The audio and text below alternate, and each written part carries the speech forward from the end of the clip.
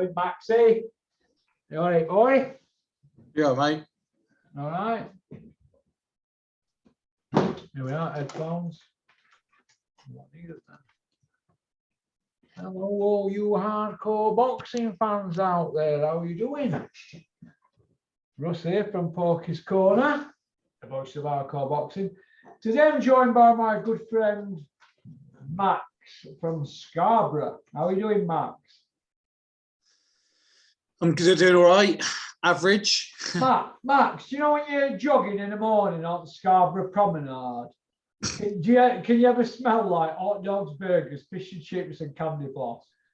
No, I don't go on a promenade to jog. Fuck that. Why? I go because it's no good. It's no good because it's too busy. No, is it? Do you ever get them cravings when you're in Scarborough, Max? Do you know what? I try to keep away from the seafront, mate, because it's that busy. Yeah. You know what I mean? It's just, oh God, it's no good. Do you get people coming up to you in Scarborough and saying, "Oh, Max, how are you doing?" And all that, you're that boxer. Do you get that a lot, Max? A little bit. Just try. To be fair, it's more outside of Scarborough. All I know, excuse my language, I'm a bastard that just owns a gym in Scarborough. Outside of Scarborough, people just say breadcrumb and all this stuff. You know what I mean? Especially if you go bloody round your way, Sheffield. Oh, it's a breadcrumb. Like stuff like when we were in your motor that time, off to see Drip and Tap. Emsworth. You know what I mean? Emsworth. Yeah. It's breadcrumb and pork. I'm like, you're wrong. Get your foot down. Tarmacker. Road worker. Yeah, you know that, wasn't he? Yeah. It is a bit cringe though. I think it's cringe, mate. Oh, wow. You know that guy off YouTube, I'm like, oh, the big hole could swallow me up. Because usually it's, oh, not that fucking dick. But anyway, listen. All right then, Max. So you're okay then, are you? Yeah, I'm all right. How's your hand? You've fractured it or bruised it, haven't you, Max? I've bruised it. The swelling's gone, but I just can't really make a fist properly. Do you know what it'll say, Max, on your tombstone? What? Eli's Max could have fought for an area belt, but he had a bruised hand. Wow. You're going to be jumping in River Don, mate. Way it's going. When Perry Howe wins a fucking area belt. Yeah, he's advertised it, so Perry Howe's fighting for an area belt. You're joking, man. I gave you the link. I showed you the link. He's got an area belt. An area or an ABF International? Which one? Trinket belts, I don't count them. Go on. Did you say an area? Yeah. So Perry Howe's in an area belt fight. Fucking hell. I'm trying to think now where there's a good spot in River Don where there's no water rats. Because it's caked in a minute. I'm trying to think. There's a bit of a shallow bit at back of Dave Allen's house. Could jump in there. I think I might not get bit. Well, mate, you're gonna have to do it if he wins. Yeah, but if Perry Howe loses, he's gonna jump in, hasn't he? Well, knowing Perry Howe, might be a rematch clause in it by Dennis. What if Dennis slips Dave Parris in as a judge? Odds could go down and Perry could end up winning a belt. I could be a rate pan as Stu Maxi, couldn't I? Exactly. Okie dokie then. Right. Do I worry for Derek Chisora? No, because he's got an head like concrete. You don't listen. He's greedy people. You can't reach him. Greed reaches inside them. Do you worry about Derek Chisora? Because he's already talking like Scooby-Doo. So let's call him Scooby-Doo. From now on, refer to him as Scooby-Doo, because I can't be bothered with all this Derek Chisora, Scizora rubbish. He talks like Scooby-Doo, so I'm going to name him Scooby-Doo. Right, Scooby-Doo, do you worry for him? No, not really. No, I don't. He's putting himself in that position, isn't he? Yeah. Do you think that Daphne will be upset? Who's leader at gang? Is it him with white top on? Fred Do? He's van driver and he's mystery machine. Fred Do. Fred Do doing the do. Right. Does Scooby win a world title? No. No. Would he beat DeBar? Yeah. You think Scooby Doo beats Daniel DeBar? Yeah, at the minute, you know what? Yeah, well look, right. This is how we look at it. If we break it down, right? The thing is that he's been in. Okay, all right. Let's make it a bit better then. Would Pulev beat Dubois? No. I too Fred. No miles on the clock. Look, I don't know if you noticed. You're a boxer, Max. Now you've had a couple of fights and that. But can you imagine careers these about fighting at the top end? 40 odd. They're knocked about. Derek Chisora has been knocked about. He's doing the same things that he does after every fight. He still hasn't learned. He's walking about playing Mr. Humble with his hamburgers. He looks stupid. He looks stupid, mate. They're trying to do it when cameras are there and that, to try and be different and create a character like you flip tables over. He's a character, he's Jack the Lad. Boxing ability, he hasn't got none because he's been knocked out of him. And they're talking about Wilder.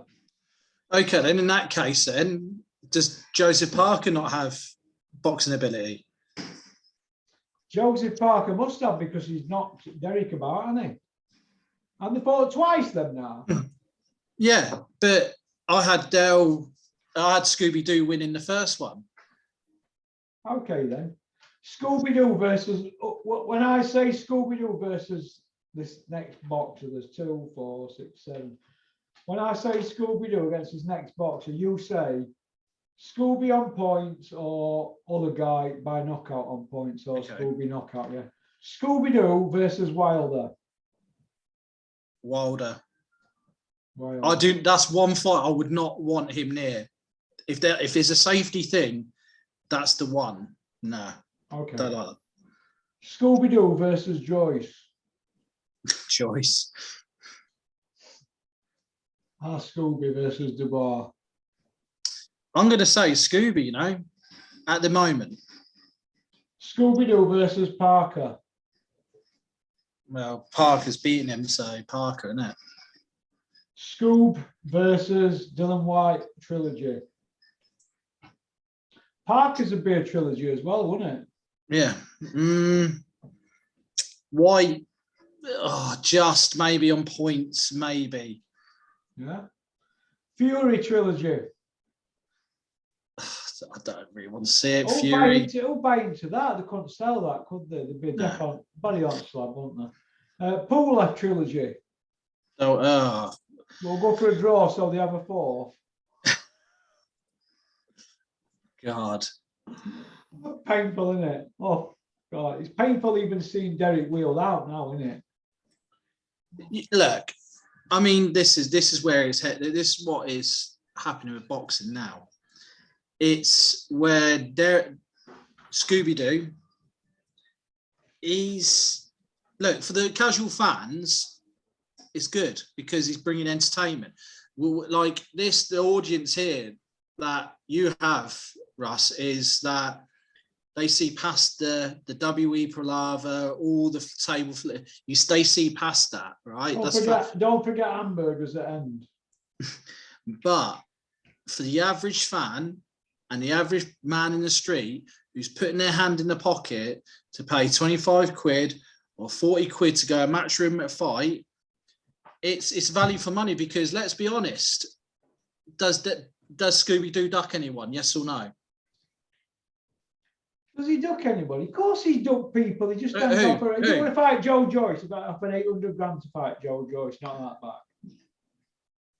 Do you want to fight Louis Ortiz? Didn't want to fight Ergovic. It's free there. I could tell you loads. Do you want to fight Huey? Well, I mean, he would offer big money to fight Huey. Well, you're in the circles that I'm not. But the point is, I don't think he ducks anyone. He comes out fighting and he gives it a go, right?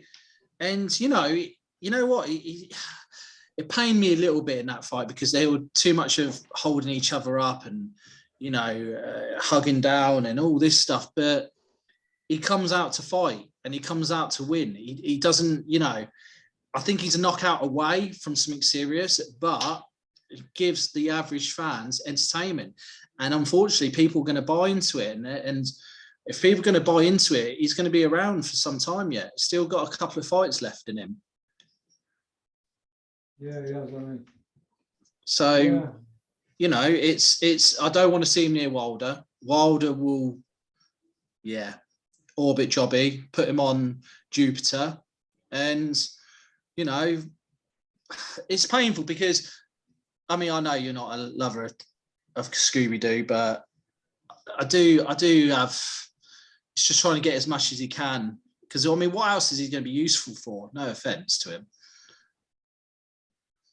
Look, all he's there for now is to take shots. There's no head movement. No head movement. Because he probably don't know he's been hit half at the time to move his head.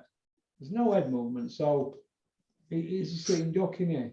Target practice, isn't it? I think he's going to go.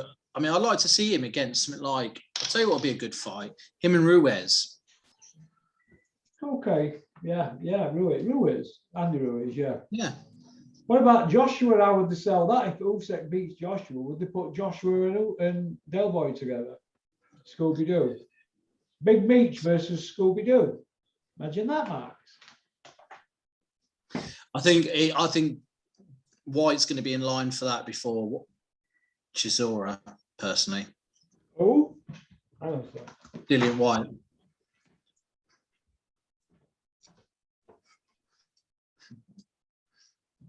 Tell you what, it's hot today, Max, isn't it? It is. Oh. Tell me about it. Tell me about it. Okay. Big Meech against Derek Chisora. Big Meech goes for him, really, like a dose of salt, fair enough. I've never known anybody hang on and play Mr. Humble so much on 12 losses like Chisora. It's a damning indictment when we've got Eddie Hearn and this Chisora thing. Headlining, I don't get it. Fighting 40-odd-year-old men. Is this British boxing booming? Where we've got Chisora headlining with 12 losses, talking like Scooby-Doo. This is not British boxing booming, Max. That's not the cream de la cream. But we were all excited, weren't we? Oh, I'm excited to watch it because of the drab was served up, aren't we, normally? You think? Look, I mean, we're not seeing the fights that we want to see. You know, I'd like to see if let's say, I want to see the fights like, so, you know, Nathan Gorman. I'd like to see him against someone like David Adelaide. You know what I mean? I'd like to see maybe, because Fury is obviously supposed to happen against Hunter. I would have loved to see that fight, but obviously it didn't get pulled for whatever reason. And you know, I'd like to see these actual competitive fights. I want to see him competitive.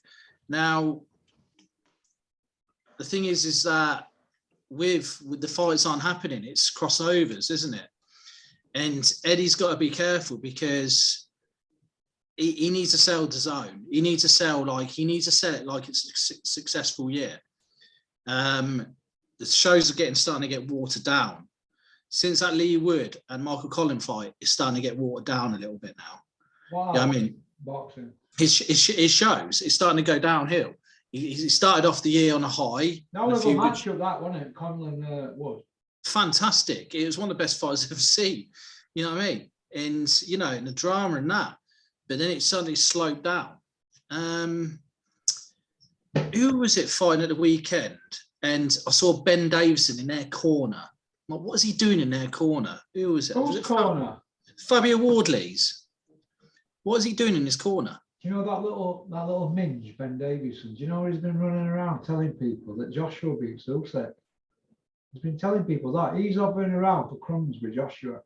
Did you see how he was exerting himself into the mix to train Joshua a few months ago? Yeah. No, I'm seeing that. Unbelievable. All of them, McGuigan and all putting themselves up front, or saying they won't do it, or they have to have full control and this and that. Get the fuck out of here.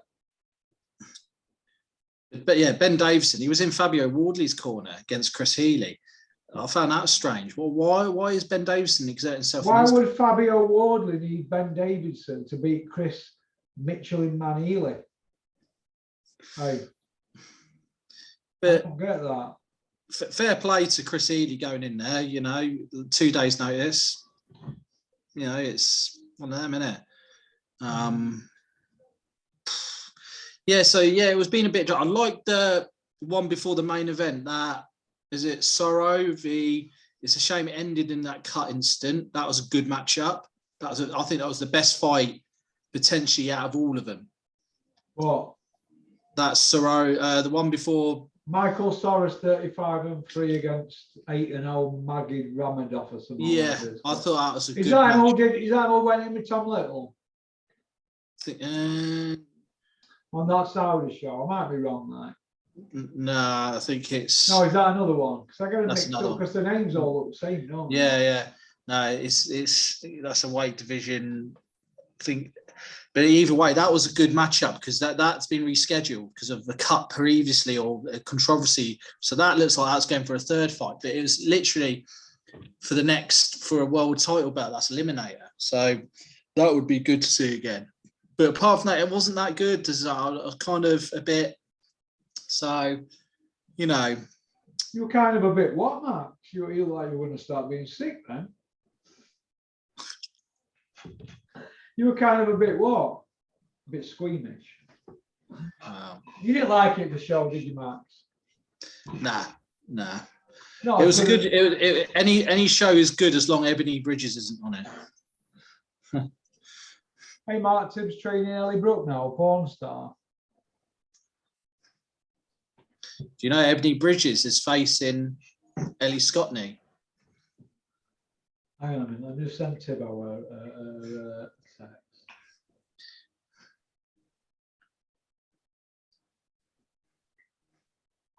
Hey Tibbo, please don't tell me that it's true you're trading a porn star. Please don't, mate.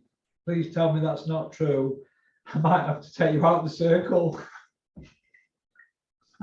I can't believe it. His dad will be fuming.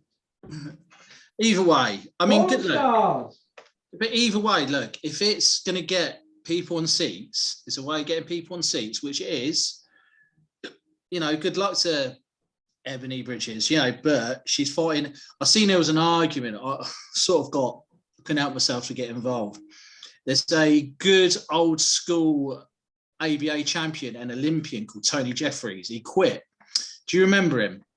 Yeah, from Sunderland. 8-0 on a draw, or 7-0 on a draw. Yeah, and he had to retire. He did his hand though. He hit his hand. That's right. That's correct. Yeah. So he's got his own YouTube channel on TikTok. Millionaire, Tony Jeffries, a millionaire. Yeah, and he's based out in America. You see, does well for himself. Strange Johnny Depp, Mickey Rourke, Sly Stallone, and Long. Yeah, it was all them guys. Yeah. So, but yeah, he put a sting up with Jake Paul and Ebony Bridges as a thumbnail on his TikTok or Insta. If you want to get bums on seats or something, this is what you do. And Ebony Bridges took exception to it. You see, Ebony Bridges. Why? Who said what? That Ellie? No. So basically, Tony Jeffries put something up of Ebony Bridges and Jake Paul, right, on a thumbnail.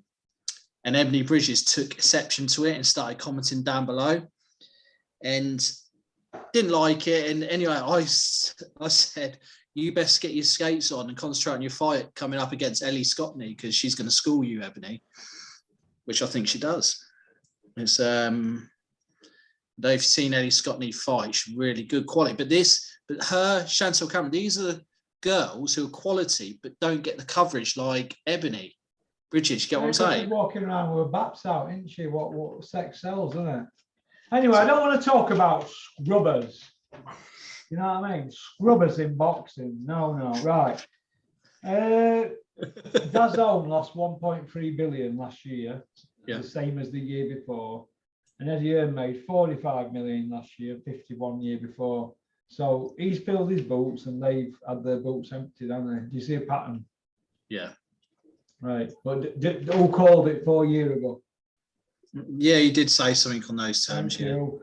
And it's, if you do your homework, you'll see accountants by name, accountants by nature. They got rid of Leighton Orient. Why did they do that? Because they couldn't build on fourth corner.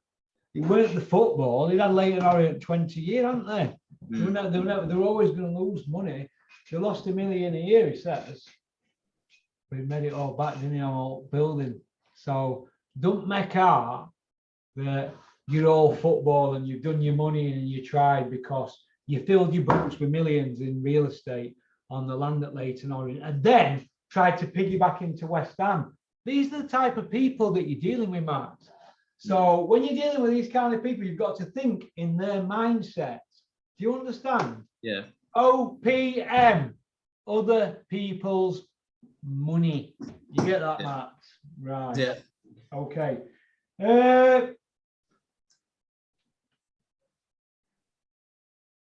Oh, yeah, we spoke about that, what they've made.